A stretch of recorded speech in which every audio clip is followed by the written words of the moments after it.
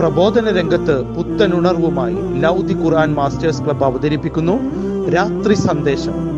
എന്നും രാത്രി 9 മണിക്ക് യൂട്യൂബിലൂടെ പ്രസംഗ പരിശീലന കളരിയിലെ പഠിതാക്കൾ നിങ്ങൾക്കായി ഒരുക്കുന്നു. കേൾക്കുക, പ്രബുദ്ധരാവുക, മറ്റുള്ളവരിലേക്ക് എത്തിക്കുക. ബിസ്മില്ലാ, അൽഹംദുലില്ലാ, വസ്സലാത്തു വസ്സലാമു അലാ റസൂലില്ലാ വഅലാ ആലിഹി വസഹ്ബിഹി അജ്മഈൻ. എന്റെ ശബ്ദം ശ്രവിക്കുന്ന മാന്യ ശ്രോതാക്കളെ, അസ്സലാമു അലൈക്കും വറഹ്മത്തുള്ളാഹി വബറകാതുഹു.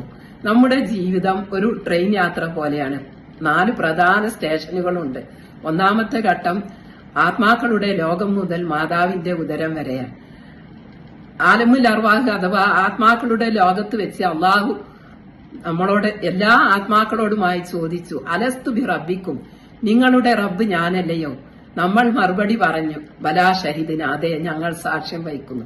അതിനുശേഷം നമ്മളെ മാതാവിന്റെ ഉദരത്തിലേക്ക് അയച്ചു. അവിടെ നമുക്ക് പൂർണ്ണ സംരക്ഷണവും രൂപവും നൽകി. സൂറത്തു സുമറിലെ 6-ാമത്തെ വചനത്തിൽ കാണാം, യഖ്ലുഖുകും ഫീ ബുതൂനി ഉമ്മഹാതികും ഖൽഖം മിൻ ബഅദി ഖൽഖിൻ ഫീ സുലുമാത്തിൻ സലാത്ത്.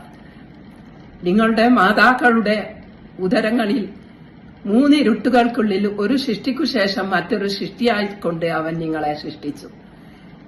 ഇനി 2-ാമത്തെ ഘട്ടം, നമ്മൾ ഇപ്പോൾ നിൽക്കുന്ന ഈ സ്റ്റേഷൻ, ഈ ദുനിയാവ്, ഇവിടെ നമുക്ക് പരീക്ഷണങ്ങളുടെ ലോകമാണ്.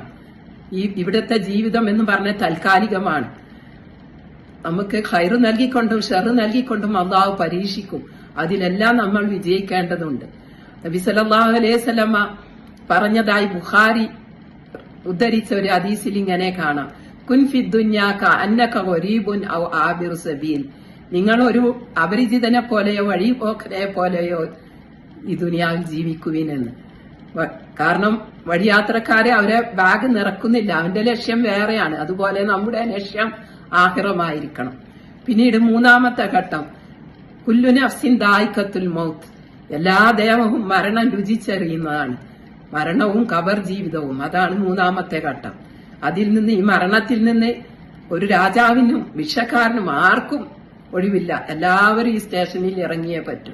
പിന്നീട് നമ്മൾ നമ്മുടെ പുനരുദ്ധാന ദിവസം വരെ നമ്മൾ നൂറ്റാണ്ടുകളോളമാണ് ബർസഖ് ജീവിതത്തിൽ കഴിഞ്ഞുകൂടുന്നത്. ഇവിടെ നമുക്ക് ഈ ദുനിയാവിൽ നമ്മൾ ചെയ്യുന്ന ഫലമനുസരിച്ച് കർമ്മങ്ങളുടെ ഫലം അവിടെ ലഭിക്കും. നന്മ ചെയ്താൽ നമുക്ക് അനുഗ്രഹങ്ങളും തിന്മ ചെയ്താൽ ശിക്ഷയും അവിടെ ഉണ്ടാവും. പിന്നീട് നമ്മുടെ 4-ാമത്തെ ഘട്ടം ആഖിറത്ത്, വൈല ഇനാതുർജൗന, അള്ളാഹു പറഞ്ഞു, നിങ്ങളുടെ മടക്കം എന്നിലേക്ക് ആണ് എന്ന്.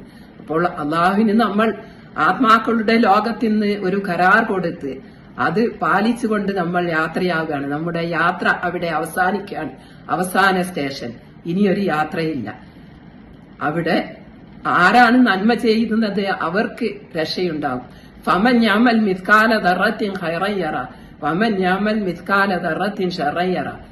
സൂറത്തു സൽസലയിൽ കാണാം, ആര് ഒരു അണുത്തൂക്കം നന്മ ചെയ്യുന്നതോ അത് അവർക്ക് കാണും, ഒരു അണുത്തൂക്കം തിന്മ ചെയ്യുന്നതോ അതും കാണപ്പെടും. അതുകൊണ്ട് പ്രിയമുള്ളവരെ, നമ്മൾ ഈ ദുനിയാവിൽ നിൽക്കുമ്പോൾ ഇവിടെ നമ്മുടെ ജീവിതം താൽക്കാലികമാണ്. നബി സല്ലല്ലാഹു അലൈഹി വസല്ലമയുടെ ഹദീസിൽ പറഞ്ഞ പോലെ നമ്മൾ ഒരു വഴിയാത്രക്കാരനെ പോലെ ഇവിടെ ജീവിക്കുക. നമ്മുടെ ലക്ഷ്യം ആഖിറത്ത്, പരലോകമായിരിക്കണം. എല്ലാവരെയും അല്ലാഹു അനുഗ്രഹിക്കുമാറാകട്ടെ. അസ്സലാമു അലൈക്കും വറഹ്മത്തുള്ളാഹി വബറകാതുഹു.